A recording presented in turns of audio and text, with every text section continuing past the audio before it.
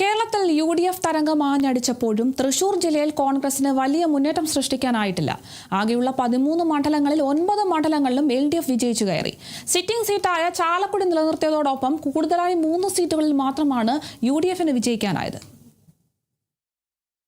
തെരഞ്ഞെടുപ്പ് കഴിഞ്ഞ് ഏകദേശം ഒരു മാസത്തോളമുണ്ടായ കാത്തിരിപ്പിനൊടുവിൽ കേരളത്തിൽ കോൺഗ്രസ് അധികാരത്തിൽ വന്നപ്പോഴും തൃശൂർ ജില്ലയിൽ പ്രതീക്ഷിച്ച വിജയം കൈവരിക്കാൻ കോൺഗ്രസിന് സാധിച്ചില്ല. സിറ്റിംഗ് സീറ്റായ ചാലക്കുടി നിലനിർത്തിയതോടൊപ്പം ഇരിഞ്ഞാലക്കുട, കൊടുങ്ങല്ലൂർ, തൃശൂർ എന്നീ 3 മണ്ഡലങ്ങളിൽ മാത്രമാണ് UDFന് വിജയിക്കാനായത്.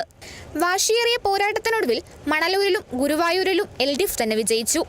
126 വോട്ടുകളുടെ ഭൂരിപക്ഷത്തിൽ മണലൂരിൽ പ്രൊഫസർ C. രവീന്ദ്രനാഥും 1998 വോട്ടുകളുടെ ഭൂരിപക്ഷത്തിൽ LDF സ്ഥാനാർത്ഥി NK അക്ബർ ഗുരുവായൂരിലും വിജയിച്ചു.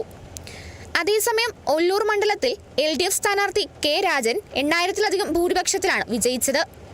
ചേലക്കര, കുന്നംകുളം, വടക്കാഞ്ചേരി, പുതുക്കാട്, നാട്ടിക, കയ്പമംഗലം തുടങ്ങിയ ഇടതുപക്ഷത്തിന്റെ ഉറച്ച കോട്ടകളിലും LDF മികച്ച ഭൂരിപക്ഷത്തിൽ വിജയിച്ചു. Kerala vision news, Thrissur.